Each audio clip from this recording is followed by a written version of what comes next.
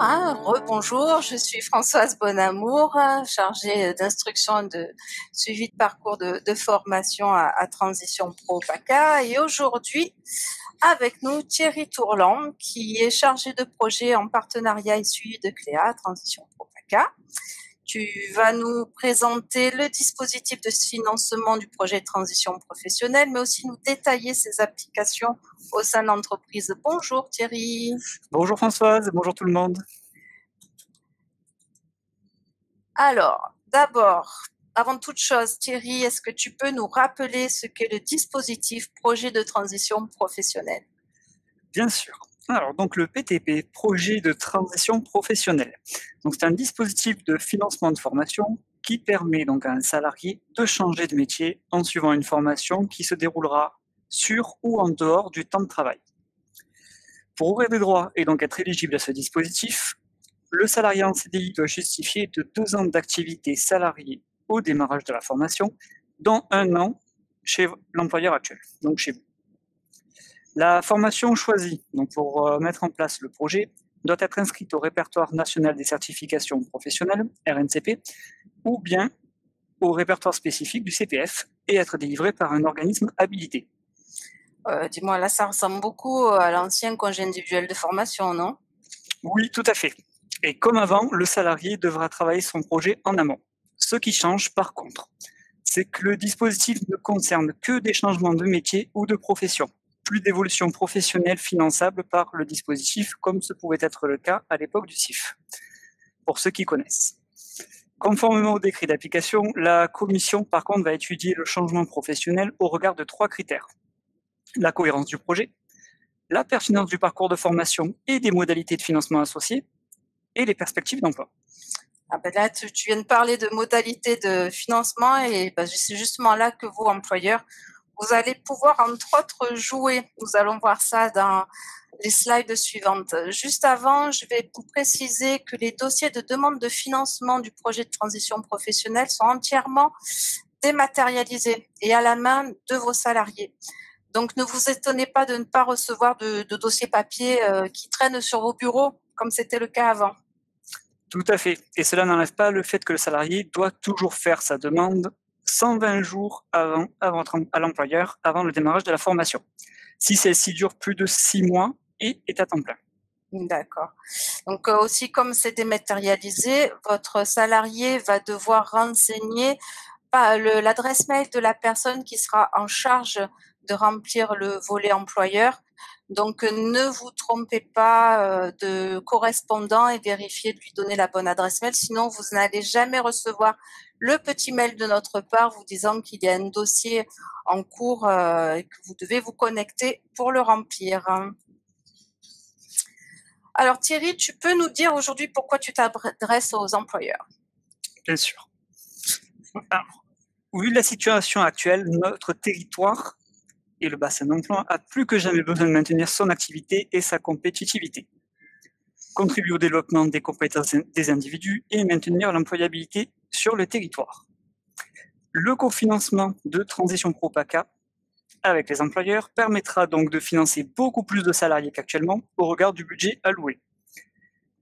Un dossier, c'est à peu près 25 000 euros. Au regard de notre budget, on est au-delà, un peu plus au-delà de 1 000 dossiers par an. Un cofinancement permettra donc d'augmenter ce chiffre et donc potentiellement de financer beaucoup plus de personnes. Donc pour pouvoir étendre l'accès au dispositif PTP à un nombre plus grand de salariés.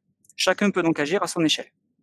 Oui, tu parles de 1000 dossiers, c'est 1000 dossiers acceptés, Voilà. puisqu'en fait, il y a effectivement bien plus de demandes. Donc, au-delà de délivrer une autorisation d'absence, qu'est-ce que peut faire l'employeur? Alors, aujourd'hui, ce que je souhaite mettre en avant, c'est le fait que le dispositif PTP peut être un atout pour votre entreprise. Changer de métier en interne comme en externe nécessitera de la part du salarié sa mobilisation pleine et entière et votre participation à vous en tant qu'employeur. L'objectif donc de la coopération entre le salarié, l'employeur et nous, Transition Pro PACA, c'est d'inscrire le PTP comme une étape d'un parcours global qui va permettre d'articuler différents moyens pour acquérir des compétences. Opter pour un PTP, projet de transition professionnelle, choisi, replace donc l'entreprise dans son rôle d'accompagnement des actifs pour leur projet professionnel. en lien avec les besoins économiques de notre territoire. Bon, d'accord. Alors là, on va voir d'abord ce que cela peut apporter à un employeur de cofinancer une reconversion dans le cadre d'un changement en interne de l'entreprise.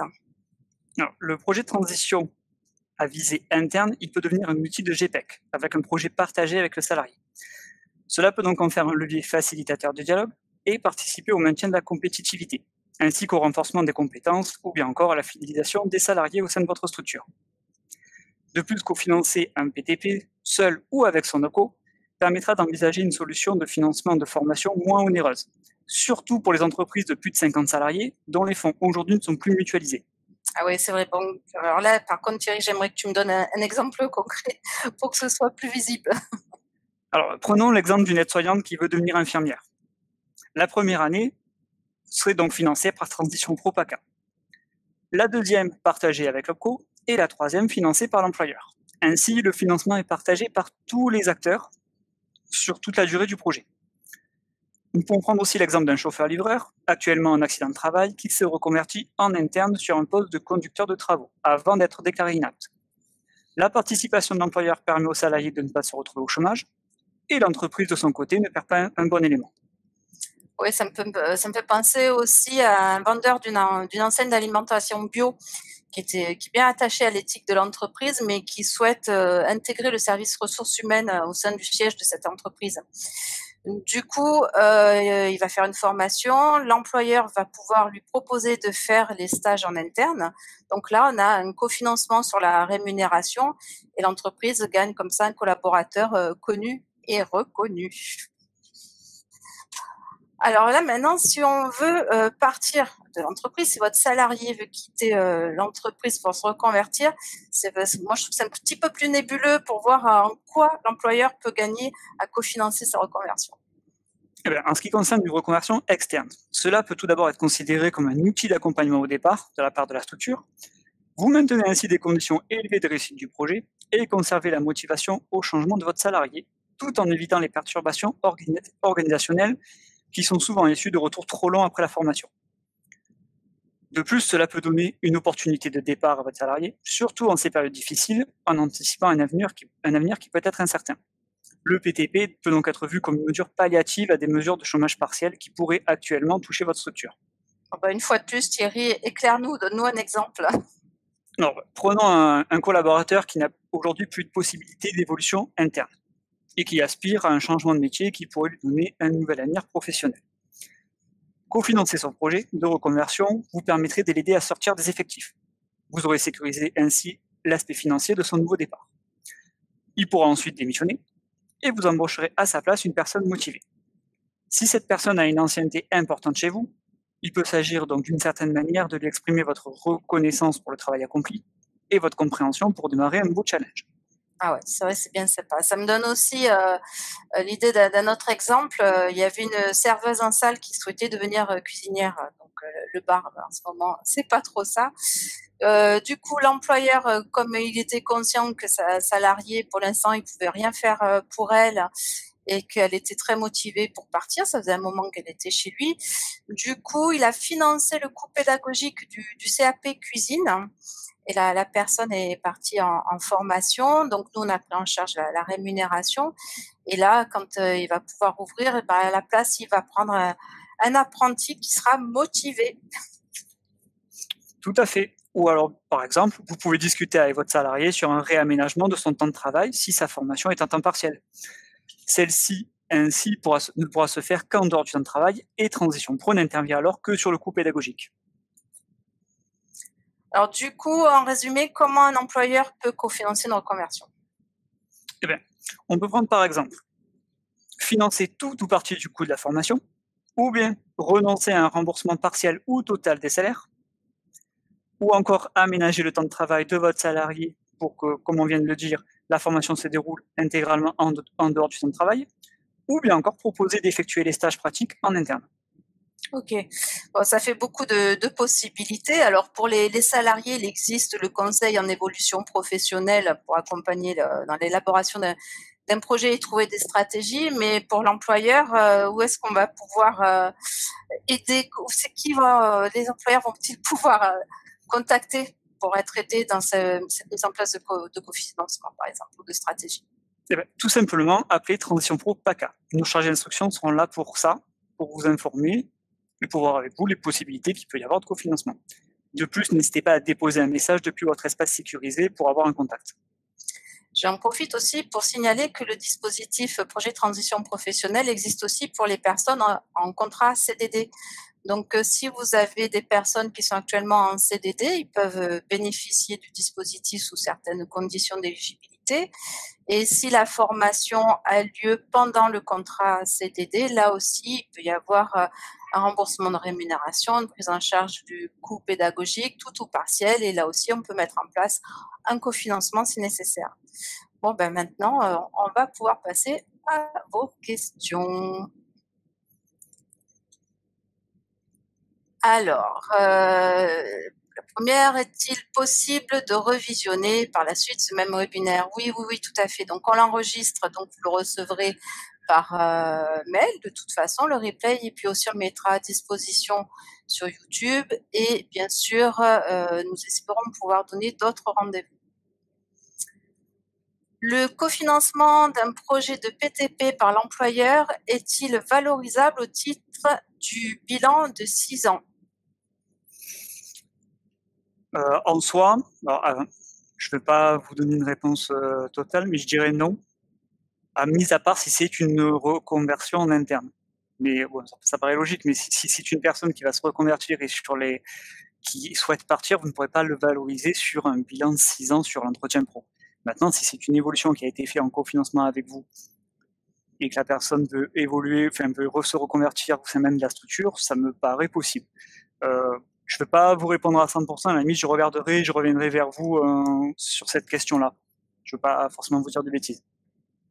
Parce que bien sûr, là, comme on a vos coordonnées, puisque vous êtes inscrit, on doit avoir à minima votre adresse mail. Donc là, Thierry prend des notes et pourra reprendre contact derrière avec vous, bien sûr, pour des réponses encore plus personnalisées. Est-ce qu'un PTP cofinancé par l'entreprise est systématiquement validé? Thierry? Oui. Alors, un PTP cofinancé par l'entreprise, systématiquement validé? Non. Ça vous donnera plus de chances d'être financé. Par contre, on ne peut pas vous assurer du financement à 100%. C'est pas possible. Donc là, du coup, c'est le moment de faire un petit rappel. Là, au début, Thierry, tu as parlé effectivement de l'analyse par la commission du projet, la cohérence du projet, la pertinence du parcours de formation, des modalités de financement et les perspectives d'emploi. Mais à côté, derrière, sont effectivement regardés d'autres points. Donc, bien sûr, le fait que la personne ait été accompagnée, mais aussi la taille de l'entreprise. Si l'entreprise a moins de 50 salariés, si la personne a un bas niveau de qualification, si c'est un métier visé qui est en tension ou émergent. Voilà, il y a beaucoup de points qui rentrent en ligne de compte. Et nous avons disponible sur notre site les priorités et critères. Vous pouvez les consulter à tout moment. Là, ils ont été remis à jour en octobre. Ça évolue régulièrement en fonction aussi de l'activité économique. Et tout le long de l'année, s'il y a des modifications, vous pouvez le vérifier là-dessus au niveau des critères et des priorités, hormis le fait des 3 points du décret dont on a parlé au départ. Ensuite, pas d'autres questions? Ou alors je ne les vois pas. S'il y en a d'autres. Attends, je te la... Dis-le parce que je n'en vois pas plus. Faut que tu remontes, faut pas que tu baisses en fait. Ah, pardon. Un salarié souhaite faire une reconversion. Ce logiciel pour les webinaires, donc je ne suis pas encore très à l'aise. Un salarié souhaite faire une reconversion dont le diplôme est obtenu sur 2 ou 3 ans. Le salarié a-t-il des chances d'obtenir un accord de votre part? Existe-t-il la possibilité de faire un recours en cas de refus ou demander une dérogation? Bien sûr. Alors, dérogation, non. Recours, bien sûr. De toute façon, dès qu'un dossier est étudié par la commission, nous avons des commissions tous les mois. Il y a la réponse et si elle est négative, d'abord elle est motivée. Il y a le motif, c'est pas juste non, non, on veut pas. Il y aura le motif de refus et votre salarié a la possibilité de faire un recours dans les 60 jours. Par ailleurs, donc effectivement, là, si le diplôme c'est 2-3 ans, là actuellement, nous, on ne peut pas aller au-delà d'1 an ou 1200 heures. Donc, tout l'intérêt pour que ce soit accepté, c'est de montrer comment vont être financées les 2 autres années, parce que si la commission décide d'investir sur la personne, c'est bien pour qu'elle puisse aller jusqu'au bout de la certification ou du diplôme. Disposez-vous d'une fiche présentant le dispositif et ses modalités. Eh bien, vous avez beaucoup d'infos sur, sur notre site Transition Pro PACA. Il y a bien sûr toutes les informations sur les ouvertures de droit, les délais, les calendriers, les budgets mensuels, etc. Comment savoir comment est calculé le remboursement du salaire d'un employé en congé temps plein à l'employeur? Thierry ou moi, comme tu veux. Je vais te laisser faire là sur cette question. Pourquoi? Parce que je fais l'instruction, voilà. Donc alors, pour savoir comment est remboursé le salaire de votre salarié, alors au départ, il y a le calcul bien sûr qui va se faire en fonction du rythme de la formation. Dans le terme le plus général, je vais dire, on va considérer que c'est une formation fait minimum 30 heures de cours par semaine, sans interruption, à part bien sûr des vacances. On considère que la personne ne peut pas retourner sur son poste de travail et que donc nous allons vous rembourser les salaires par rapport à l'absence de poste de travail.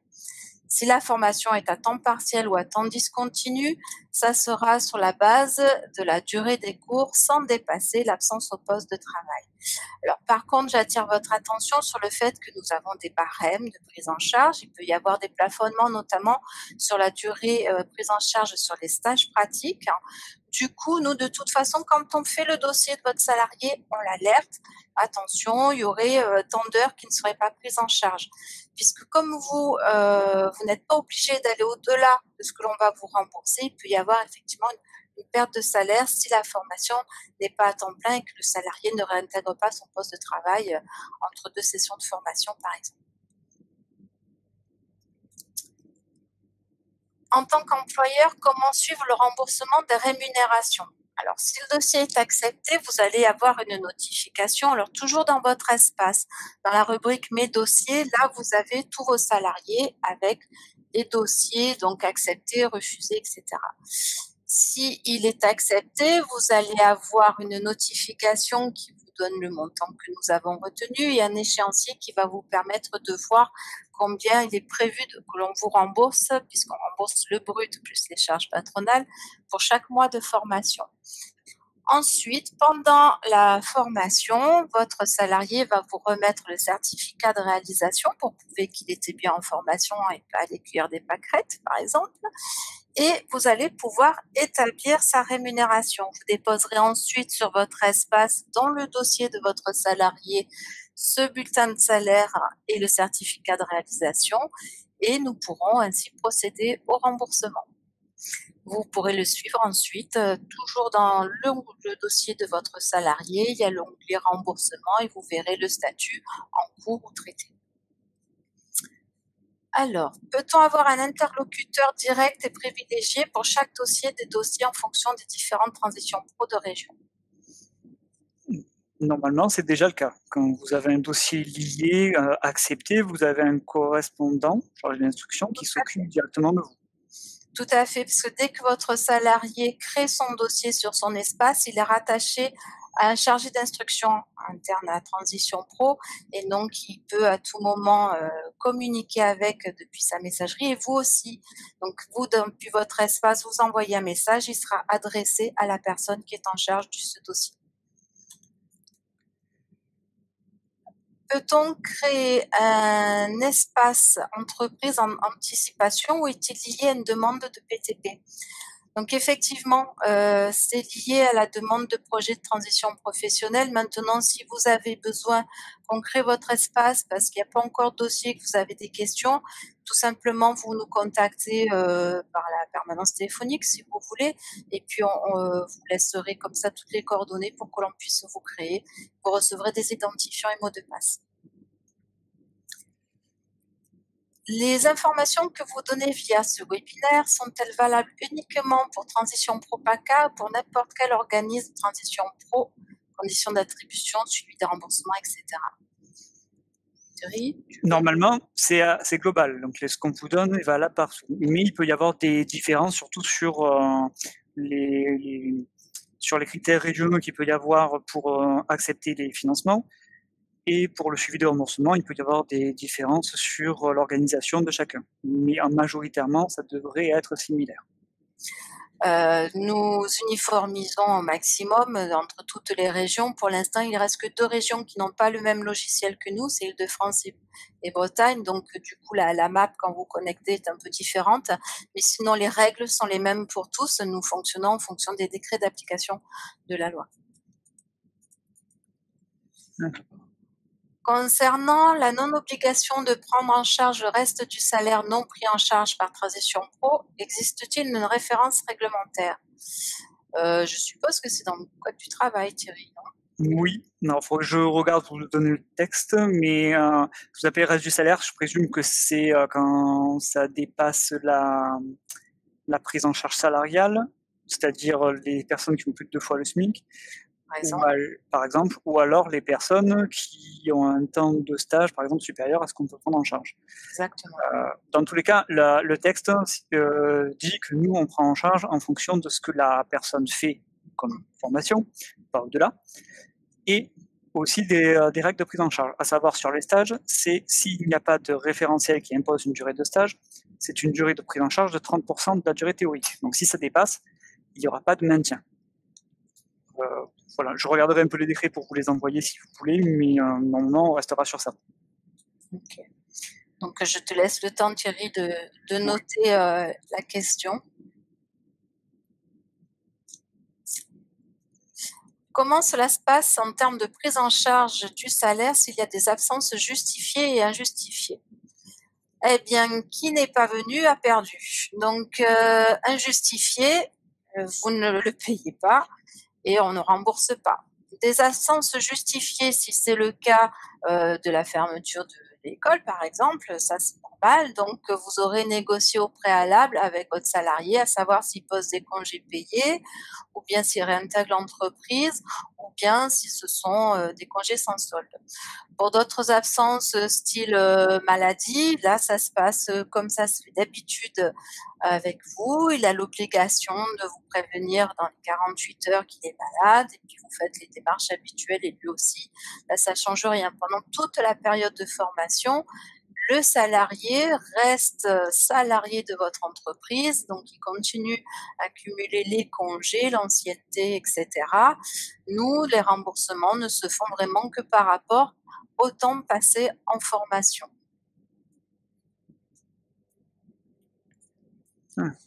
Comment faire si l'organisme de formation ne dépose pas la preuve de réalisation de formation sur votre site?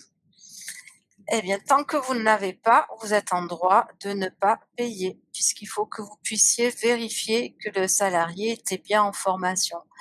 Donc, inciter en amont aussi le salarié à demander régulièrement, à chaque fin de mois, le plus rapidement possible, à l'organisme de formation de faire son certificat de réalisation. Alors, en ce qui concerne les attestations de présence qui donc ont été remplacées par les certificats de réalisation, en principe, les organismes de formation continuent à faire signer des états de présence, à les faire émarger, c'est leur propre document. Et par rapport à nous, ce sont des certificats de réalisation qui sont dématérialisés. Ils se font en ligne directement. D'abord, il y a l'organisme qui remplit les heures. Ensuite, il y a le salarié qui doit regarder et contre-valider ces heures-là pour dire s'il est OK ou pas. Et du coup, c'est mis à disposition. Et vraiment inciter vos salariés en me disant si je n'ai pas de document, je ne peux pas vous payer. Là, vous allez voir que vous allez les avoir très vite, les certificats de réalisation. Quels sont les délais de paiement pour le remboursement des frais? Alors, des frais ou des salaires, en moyenne, c'est 1 à 2 mois. Voilà. Ça dépend aussi si tout a été fait de façon conforme et dans les temps, bien sûr. Et nous faisons des virements, je crois que c'est tous les 15 jours ou quelque chose comme ça. Là, je ne suis pas très sûre. Mais on va dire qu'en moyenne, il faut compter un bon mois pour le remboursement des salaires. Et j'en profite du coup pour, si certains d'entre vous, il y a moins de 50 salariés au niveau national. Là, du coup, vous pouvez nous demander l'avance du salaire. Ça, chaque mois, vous, depuis votre espace, vous ferez la demande de l'avance. On vous avancera donc le salaire brut et les charges patronales. Et ensuite, il faudra apporter la preuve que vous avez bien payé votre salarié. Donc ça, c'est réservé aux entreprises qui ont moins de 50 salariés au niveau national.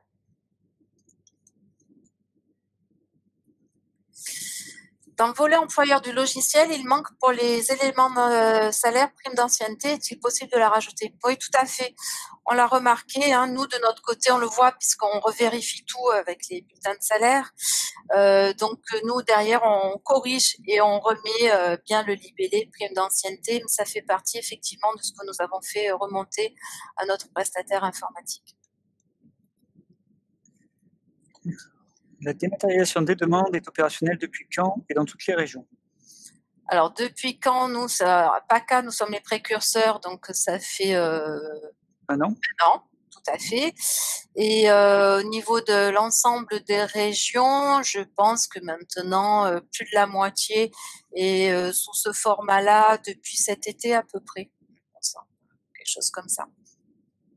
C'était le temps que tout le monde ait fait les migrations informatiques nécessaires.